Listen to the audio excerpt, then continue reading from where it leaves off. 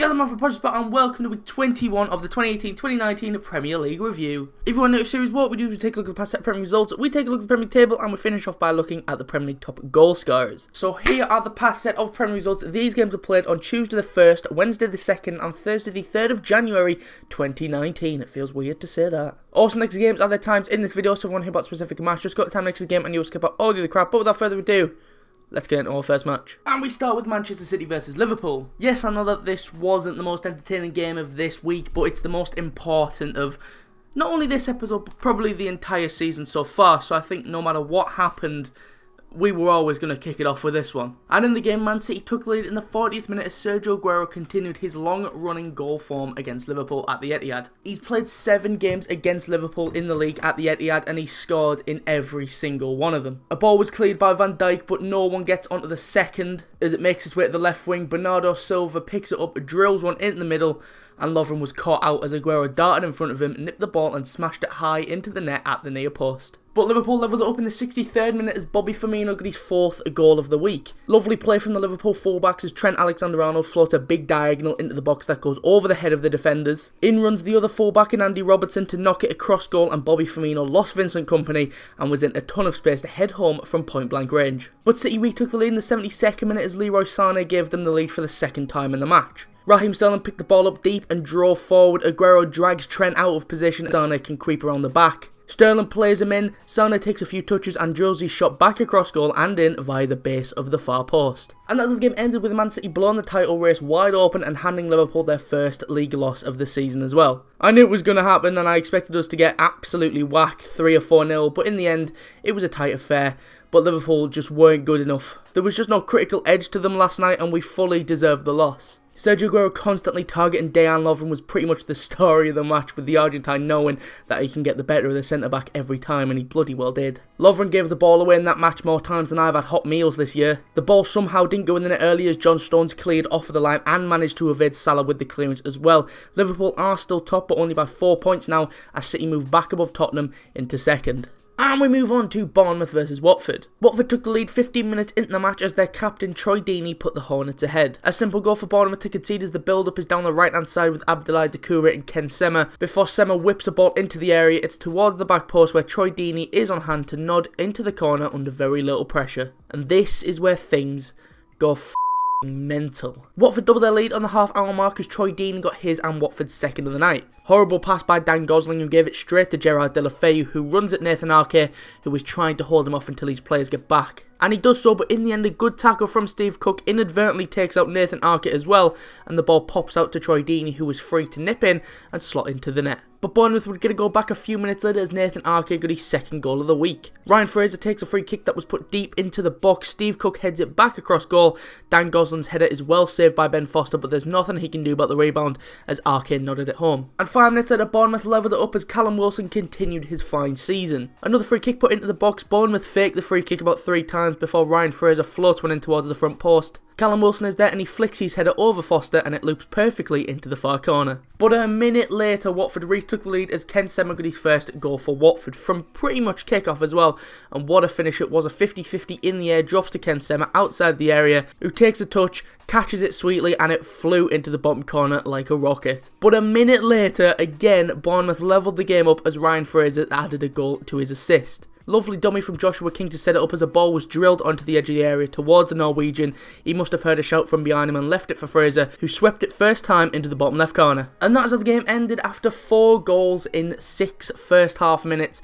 The second half was always going to be a bit of a letdown, wasn't it? We always love goals, but Jesus Christ, some of the defending in this game was just horrible. Bournemouth have been hit with injury so much they were forced to play an attacker at right back who never really played right back. Whilst he added to the forward threat of Bournemouth, he did very little to stabilise the Bournemouth backline, which is what you'd expect to happen. The physical presence of Troy Deeney was a pain in the arse for Bournemouth throughout the game that could have seen more talking points if the ref sent off Doucouré after a bad challenge and given Watford a penalty in the dying moments following a handball. But in the end, I reckon this segment has gone on long enough that we didn't really need any more to talk about, as after a frantic first half, it ended in a draw. And we move on to Arsenal versus Fulham. Arsenal took the lead in the 25th minute as Granit Xhaka put the Gunners in front. Just moments up the other end, Sessegnon should have put Fulham in front and Arsenal go up the other end as Sead Kolasinac lays it off to Alex Iwobi. He puts a decent ball in and Xhaka has got a ton of time and space to take a touch and poke past Sergio Rico in the Fulham net. And Arsenal double their lead 10 minutes in the second half as Alexandre Lacazette made it 2-0. Lovely wing play from Arsenal as they keep the ball on the left hand side and Iwobi slotted it through to Aubameyang. He put it through the defender's leg to Sead Kolasinac. Kolasinac could shoot but instead he does well to pull it back to Lacazette and the Frenchman takes a touch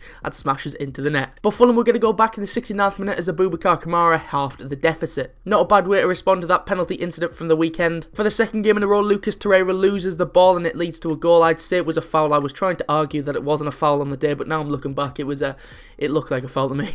Referee doesn't give it as Jean-Michel Seri plays to Ryan Sessegnon. He put a lovely ball right in the corridor that no one wants it and it comes all the way to Kamara at the back post and he tapped on. But Arsenal got their 2-goal lead back the 79th minute as Aaron Ramsey got the goal just minutes after coming onto the pitch. Matteo Guendouzi and Kolasinac knock it between themselves on the left and Kolasinac drills the ball into the middle. It drops to Aubameyang but his shot hits the post, but luckily for Arsenal it drops to Ramsey and the Welshman placed it into the top right corner. And Arsenal wrapped the game up 2 minutes later as they made it 4-1 as Arsenal's number 14 got his 14th goal of the season. It's scruffy as hell. A corner was taken shot and whipped in and it's just comical defending from Fulham. Just take control and clear it and somebody mark Aubameyang for God's sake. The ball falls to Socrates on the edge of the area and he finds Aubameyang in a ton of space and his effort deflects off of Tim Ream and goes past Rico. And that's how the game ended. A slightly harsh result on Fulham. Arsenal weren't at their best but were just a lot more clinical in the final third. Sergio Rico, the Fulham goalkeeper, didn't deserve to have conceded 4 in this game as the Fulham stopper actually made some good saves and kept his team in it. Just a shame he's got a team of 10 Muppets in front of him. Fulham could have been 2-0 up before Arsenal scored as Ryan Sessegnon had 2 golden chances to open the score but he wasted both of them. Arsenal were the better side, don't get me wrong, not the best performance from them, but they were the better team on the day and started 2019 off with a deserved win. And we move on to Cardiff versus Tottenham. Tottenham took the lead in the second minute as Harry Kane got the goal. I don't know how much he knew about it though, as Cardiff attempt to clear the ball as Sean Morrison looks to get rid of it, but what he actually ends up doing is booting the ball off of Harry Kane and it trickled into the bottom left. And Tottenham doubled their lead 10 minutes later as Christian Eriksen got on the score sheet. Nothing lucky about this one as Son Heung-min lays it off to Eriksen on the edge of the area. He sends a man flying with a fake and not one other Cardiff player decides to get close to the Dane as he lined one up and fired into the bottom left corner. And Tottenham will get their third in the 25th minute as Son Heung-min got on the score sheet. Spurs win the ball in the middle and Moussa Sissoko drives forward. He plays it across to Harry Kane who give it first time to Son and the South Korean hit it back across goal and into the far corner. And that's how the game ended. A rather dull second half as Tottenham moved back up to second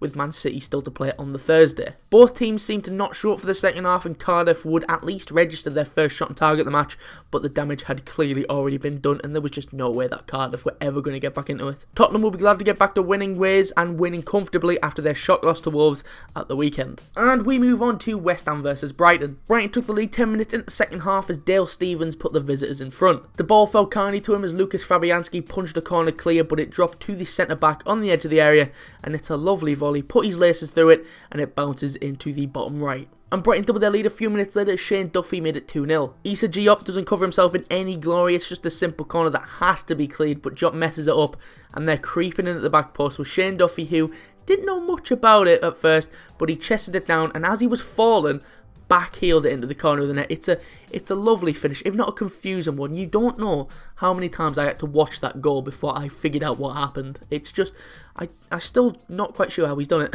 But West Ham were going to go back in the 65th minute as Marko Arnautovic got the irons back into it. Marko Noble sends a ball over the top of the defence to Arnautovic who held off his man before sliding the ball through the keeper's legs and into the back of the net. And West Ham came from 2 goals behind 3 minutes later as Marko Arnautovic got his second in the match to level the game up. Mikel Antonio was away down the right hand side and he just about kept it on as he pulled the ball back to Arnautovic who took a touch and poked it home via the underside of the bar. And that's how the game ended with Arnautovic scoring twice in 2 minutes to grab a point and end a bad run for West Ham as this was the first time in 3 games that they have not lost against Brighton. The Austrian striker added a few more quid to his price tag as he turned the game around following a drab first half. There were further chances for West Ham to win it through Mikel Antonio and Declan Rice, but the point will do as it moves them into the top half of the table, and when the disappointment of throwing away 2-goal lead goes away, Brighton will take pleasure in looking at recent results, look back at their unbeaten festive period and being 10 points clear of the relegation zone. And we move on to Newcastle versus Manchester United. United. Newcastle were holding on for the first half, but their resiliency was eventually broken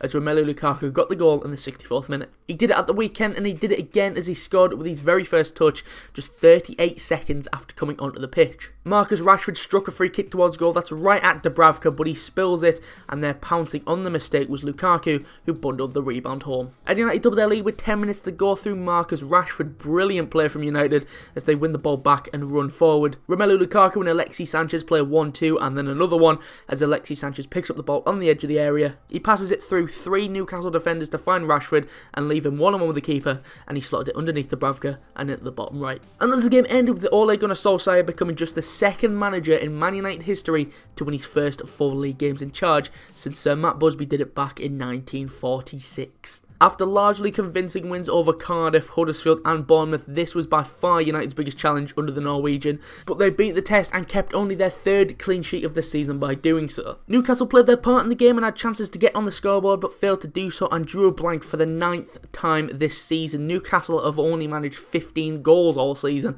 and it will be a major concern for Benitez in the second half of the season. Newcastle were lucky to finish the match with 10 men after John Joe Shelby's horrible tackle on Pogba went unpunished, but another high-octane attacking display from United as they continue to flourish under Solskjaer. And we move on to Wolves versus Crystal Palace. For most of the game, this had 0-0 written all over it, but then out of nowhere, Crystal Palace took the lead through Jordan Ayew. He's had a rough old time of it this season, but he finally got his first goal, and it's a gorgeous touchdown. Patrick Van Aanholt hits a rather hopeful shot on the bounce from the left of the area, but instead it ends up being a great pass as Ayew extended his right, stopped the ball dead with his first touch, and with his second swept the ball past Rui Patricio. And Palace would get the perfect chance to wrap the game up in the 90th minute as they were given a penalty. Ryan Bennett with a clear foul on Wilfried Zaha in the area, and the ref pointing to the spot. Luka Milivojevic steps up to take it, and like he always does, Milivojevic should finish it as he smashes into the top left corner. And that's how the game ended, with Palace hitting Wolves with a late double to edge themselves further away from that bottom 5. Since their shock win over City a few weeks ago, Palace have been drawing some blanks and constantly being wasteful in front of goal, and for 80 minutes of the match, it looked like the trend was going to continue until Iron plucked that ball down. Wolves had some good chances to take the lead as Doherty failed to connect with a ball that was certain for goal after Ivan Cavalliero's cross, but despite Milivojevic's late penalty, the fact remains that only 2 teams have scored less than Palace this season, and a striker in January is vital if they are to make progress in the second half of the season. And we move on to Huddersfield versus Burnley. Huddersfield took the lead just after the half-hour mark as Steve Mooney got a potentially massive goal for the team at the bottom. Lovely ball in as Isaac Mbenza puts a beautiful ball in the middle, and their ghosting between 2 defenders was Steve Mooney, who headed it down and it bounced into the net for his first goal since April. But Burnley levelled it up in the 40th minute as Chris Wood got his second goal in as many games. Youngster Dwight McNeil does well on the right-hand side as he cut inside twice, just having his defender's life over there, before drilling the ball across the face of goal where Chris Wood runs front post and swept home. And Huddersfield will be hit with a double as a minute later they were reduced to 10 men as Christopher Schindler was sent off. Not often you see 2 yellow cards in the first half, but Schindler just lost his head. He was already on a yellow. I don't actually think he knew he was on a yellow already, because that's what he was complaining about. He stupidly brought down Dwight McNeil on the edge of the area, and the ref showed him a second yellow and sent him straight down the tunnel. And Burnley would make the man advantage count as they took the lead in the 72nd minute through Ashley Barnes. Nice build-up play from Burnley as Chris Wood holds the ball up before feeding Ashley Westwood. He was able to poke it through to Barnes in a ton of space, who put it past Jonas Lossell from close range. But Burnley would make it a little easier on Huddersfield as they made sure both teams would end the match with 10 men as Robbie Brady was sent off for Burnley in the 91st minute. There's a bird getting close at this window. There he is. He's right outside. It's a clear red card for me, a horrible tackle. The ball is away from him. He comes in from behind, 2-footed with the scissor action around the legs of Mbenza, and Mike Dean gives him a straight red. He can't have any complaints. I can't have any complaints. But what makes it strange is that both of the pundits on Match of the Day didn't think this was a red. I genuinely can't. For me, it's a red all day long. It's absolutely vicious. And as the game ended with Burnley picking up a massive win in a relegation 6-pointer that not only put them further away from Huddersfield, but also saw them jump out of the bottom 3 as well. Huddersfield are now 8 points from the safety line, and in the second half, Huddersfield did push for a second, but didn't create a clear chance. Burnley have now recorded their second win in a row, the first time they've done so since September. They weren't as impressive as they were in the win over West Ham, but they showed patience to break down the 10 men of Huddersfield in the second half to get their second goal and picked up a crucial win. And we move on to Everton Everton versus Leicester. It was a very scrappy game first half with no team ever really getting the grip of the game, but 10 minutes into the second half, Jamie Vardy put Leicester in front and got the first Premier League goal of 2019. He barely had a touch all game, he was being frustrated by everyone, but one chance is all a striker of his quality needs as Michael Keane doesn't clear a ball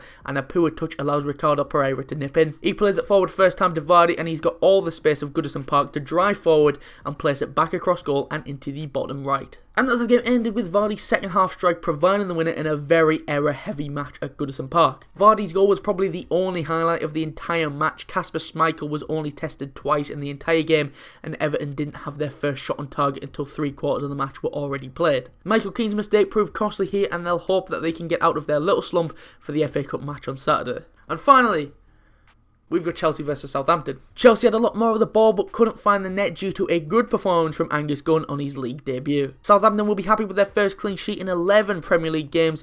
Chelsea had more than 70% possession but struggled to break a very resilient Saints back line, especially Yoshida, who was the standout player for me. He had a belter in the Saints defence. Despite the points, Southampton have fell into the bottom 3 after Burnley's win, but will take that for now with a point against one of the top 6 and look to beat their relegation rivals in the coming months. Right, so that's all the games we've got for this time. Before we go, let's take a look at the Premier League table and top goal scorers, starting off with the Premier League table. Starting with top 5, and as you can see, Liverpool are still top after losing the vital clash. City are second after being on the winning end of that massive game. Tottenham are third after brushing off Cardiff. Chelsea are fourth after a goalless draw with Southampton, and Arsenal make up the top 5 after a win over Fulham. Moving on to the bottom 5, and Huddersfield are on the bottom after a loss to Burnley. Fulham are 19th after a loss at the Emirates. Southampton make up the relegation zone after a draw with Chelsea. Cardiff are 17th after their loss to Tottenham, and Burnley make up the bottom 5 after a massive win at Huddersfield. Moving on to the top goal scorers, and as you can see, Harry Kane is on the top after a goal and an assist against Cardiff, took him to 14 goals and 4 assists. Pierre Aubameyang is second after a goal against Fulham, took him to 14 goals and 3 assists. Mo Salah still trying to get out of Vincent Kompany's back pocket, he stayed on 13 goals and 7 assists.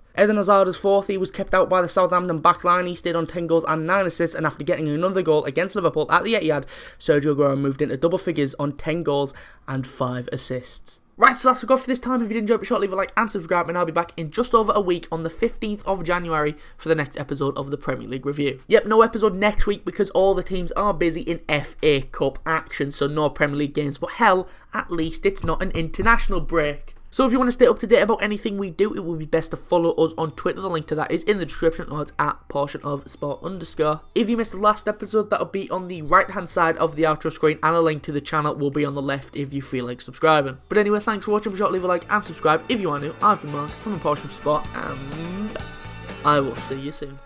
My mama calls, see you on TV, sunset shit done changed. Ever since we was on, I dreamed it all. Since I was young, that's what I